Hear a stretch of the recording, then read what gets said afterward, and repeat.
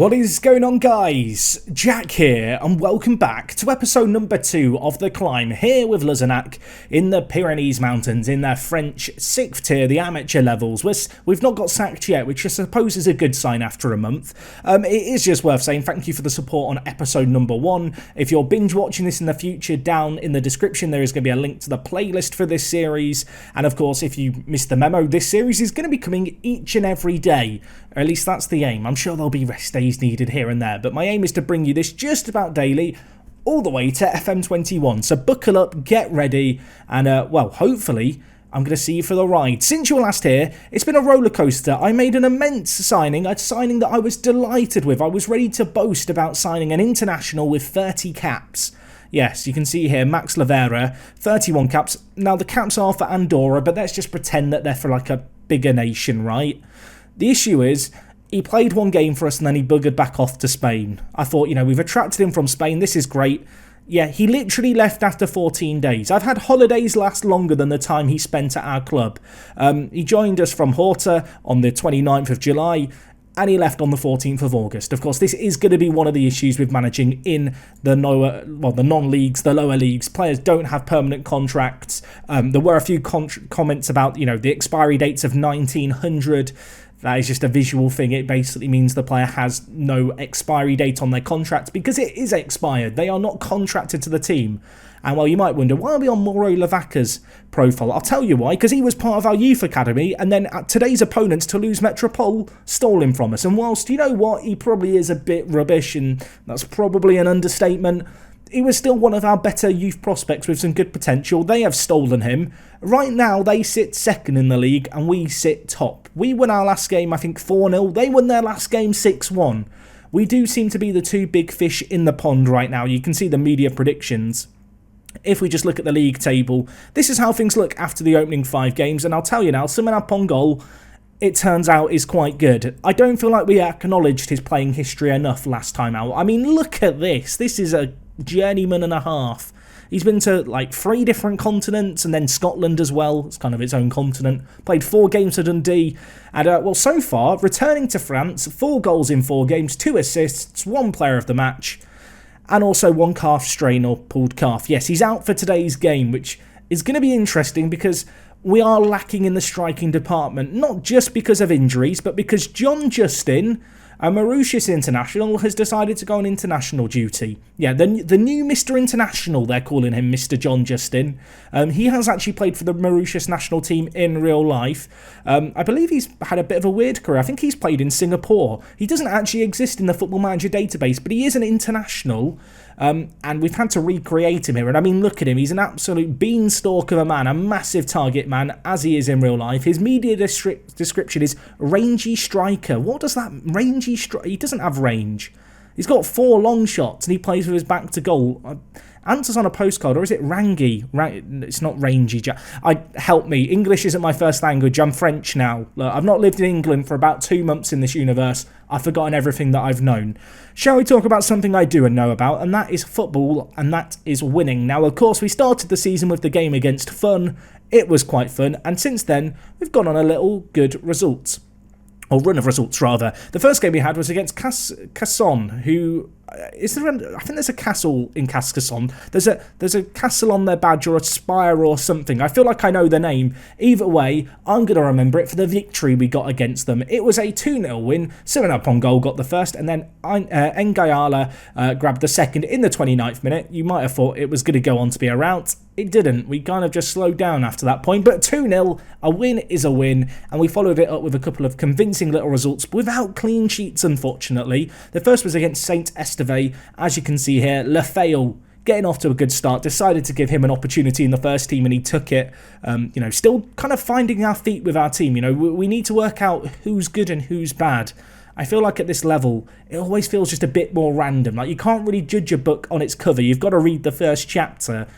And that's kind of what we've been doing with the team. You can see Mutaki got goals in this game, and so did Villain, who I was very excited about. Either-footed, had some good player traits, good acceleration. He's broken his leg and he's out for the season. Yeah, I guess the villain to this story is not going to be the guy with the happy ending. Yeah, unfortunately, his legs are bust. He's now got 1 bravery. I don't know what that really means. It was 4, so he's never been particularly brave, but if he had any bravery, it's completely gone now. I don't know if he'll ever play for us again. I'm sorry, Villain.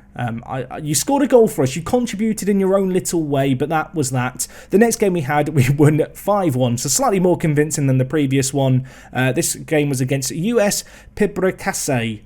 That sounds French, kind of. 3-0 up at the break in this game. Xabi getting a goal. He has been a very, very impressive signing since he's joined us from Toulouse, alongside Mutaki, who also joined us, of course, from Toulouse.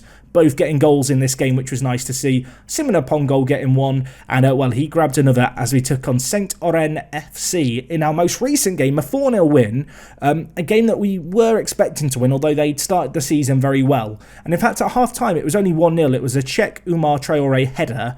Fortunately for us, in the second half, as we kind of stepped up a gear, their goalkeeper decided he didn't like goalkeeping anymore. He made some questionable decisions over the course of a 6-minute period that saw them concede 3 goals. Simona Pongol did score in this game, and this was actually the game where he got injured. But nevertheless, a good win, the kind of win that could and should be expected. When I've been testing this database, which I have been doing to try and keep it relatively balanced, although you can perhaps imagine the first year at amateur level, things are always a little bit wild. Toulouse Metropole are the team to be fearful of. They are the team that seem to do very well consistently. They've added in some new players like Kamara here at centre-back. I mean, he's got quite a good quality photo in the face pack. Some players have very questionable quality, and, you know, I don't judge them quite as highly for that, but it looks like a professional job in Kamara's photo. So got to be a little bit fearful of him. Of course, Kevin Dezon is their key player, and they are second in the league right now. So if we win this, we do pull a little further ahead of them, and I start to relax. This first season is a 33-game season. Given how things are looking right now, if we were to win this, I'm thinking we blitz through this first season, watch Simona Pongol tear it up, and hopefully by episode 6 or 7, we're on our way to the next tier up. And it is worth just talking about the next tier up. We go into the French National League, which has a load of different leagues, as you can see here.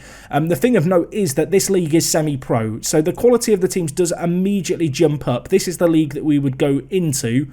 Just to look at the team whose top's key player for a bit of comparison. I'm not going to try and say his name, because that is not a real word. That's just, it's not a name.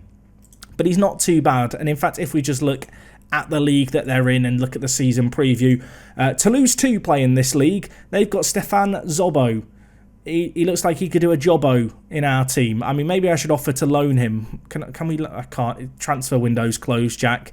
I mean, maybe next time. But yeah, we are also going to be encountering lots of B teams. Right now, though, me and Toulouse were like this.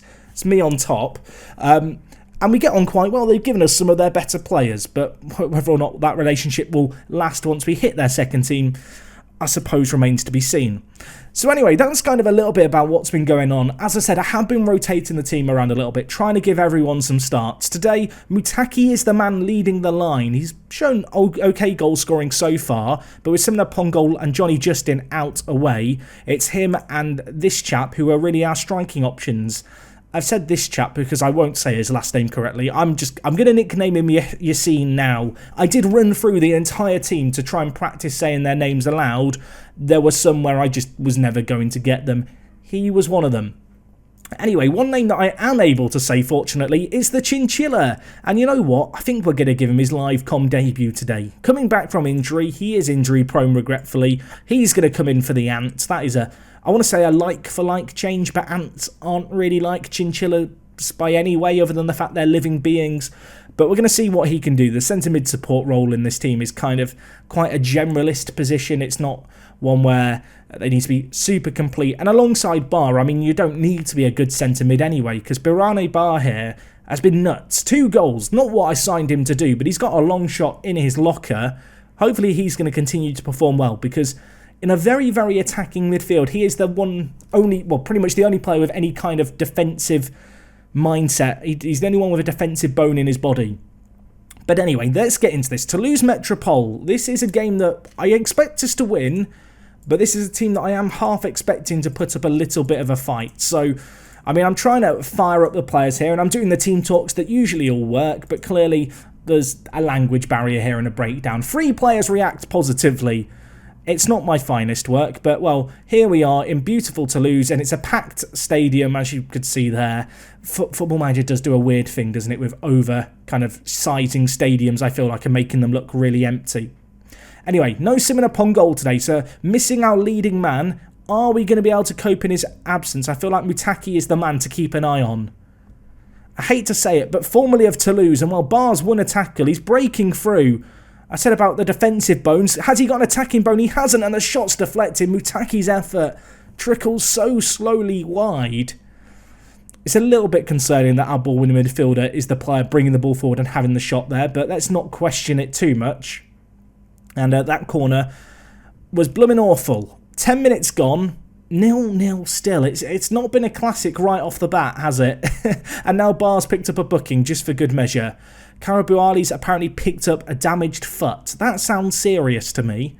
Of course, at this level, we don't have the most qualified of physios, so a damaged foot could probably be a bruised big toe. But, well, we might have some defending to do here. Thomas back post, heads it goalwards. Ziri gets it in. Is it going to count? It's not. The linesman has ruled it out. Thank you very much, linesman.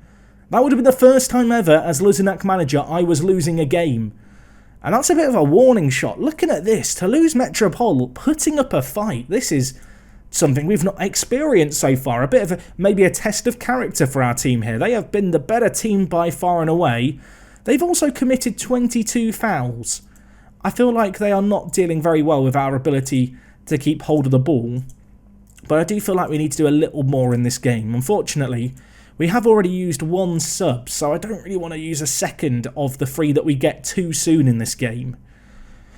Without Simon upon goal, we look like a blunted instrument. We look like we're a hammer without the hammerhead on the end. We're just a wooden stick trying to beat Toulouse, and it's just not very effective.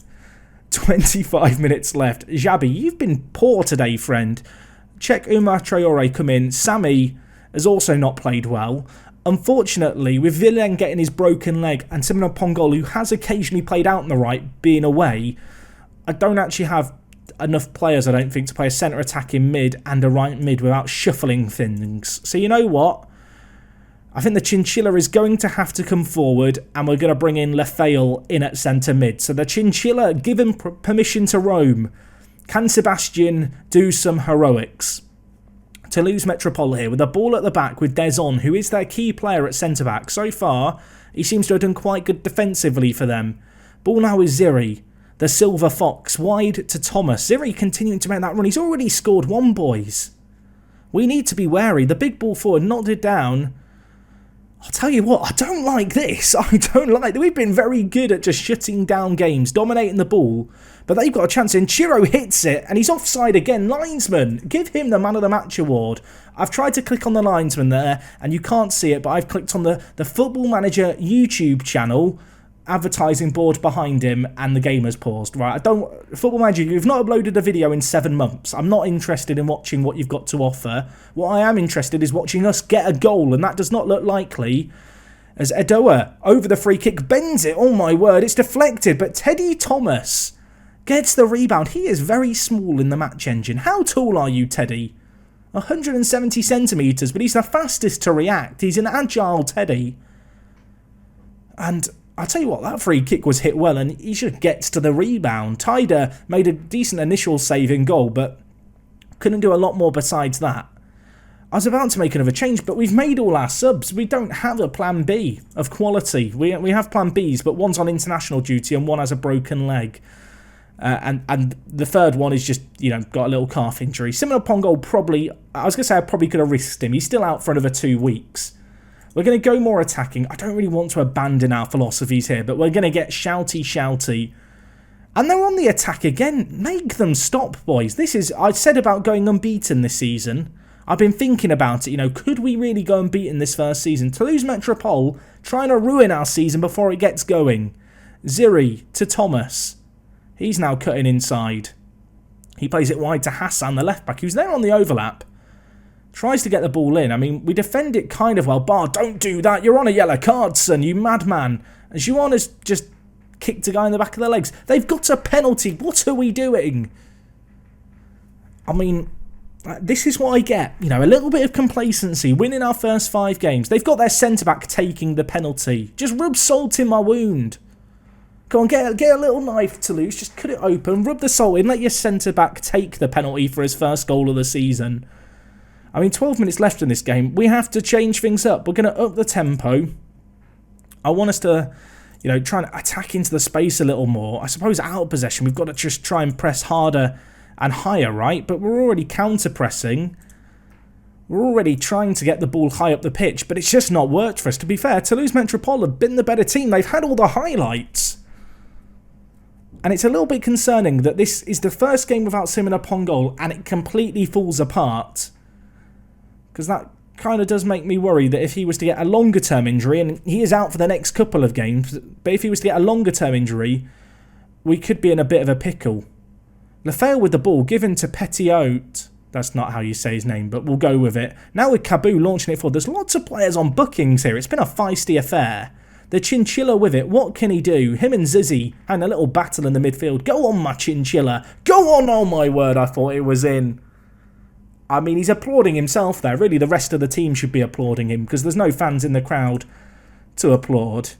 It's the closest we've come to scoring, and the fact that that has pretty much been our only highlight in the second half is absolutely shocking. We have been bullied by Toulouse Metropole here.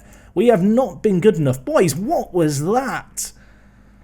Oh, I mean, if there was any hint of complacency, chuck it out the window, because we are still top, but with 2 goals between us and 2 further games against us this year, this could be a season that is determined, you know, by who wins those kind of games, and the fact we've just lost is concerning, and we won't have a shot at revenge until December. With this league, if you were wondering, 33 games a season, and if we were to get promoted this year, which, I mean, I'm still hoping we can do, although the playoffs might be how we would have to go about trying to do it. Next season, the seasons are only 26 matches long, so do expect the first couple of seasons here to fly by at Luzenac. But with a focus on youth for the most part, which I know is a little ironic considering that Simona Pongol has kind of become the face of the series so far, but with a focus on youth longer term, obviously flying through the seasons is going to be necessary for hopefully kind of longer term success. Caribou Ali's out for a few weeks. That's another one of our better players kind of just out. The bit of experience that we had is gone from this team. It's a fairly young team, really. A lot of players in their early to mid-20s, but the 2 old guard are going to be out for the next game, and that does concern me just a little bit with what's to come. Anyway, in terms of when we're going to be back next episode, I'm not really sure. It's a 33-game season. There is a chance that I just come back for the game against Toulouse. We have got an Addons to play, who I was expecting better things from, but so far have been awful. I did notice they have made some transfer moves, so we'll keep an eye on them. I mean, hopefully we're going to be able to get on winning ways, but it does feel like Toulouse Metropole are probably going to go about their business in a similar vein, and the games against them could be the be-all or end-all of this year.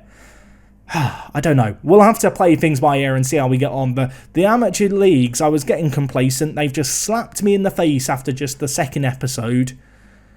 And, well, Ngayala was quiet, wasn't he? Considering that he is our top goal scorer this year with 5 goals. Well, food for thought. I need to not get so complacent as it turns out. And, well, hopefully tomorrow we're going to be bouncing back. That's the dream, that's the aim, that's the hope. And, well, hopefully I will see you guys tomorrow for it. If you have enjoyed today's video, do drop a like on it. It is super appreciated, guys. I will catch you again on the next one. It is me, Jack, and I will talk to you guys in a bit. I'm out.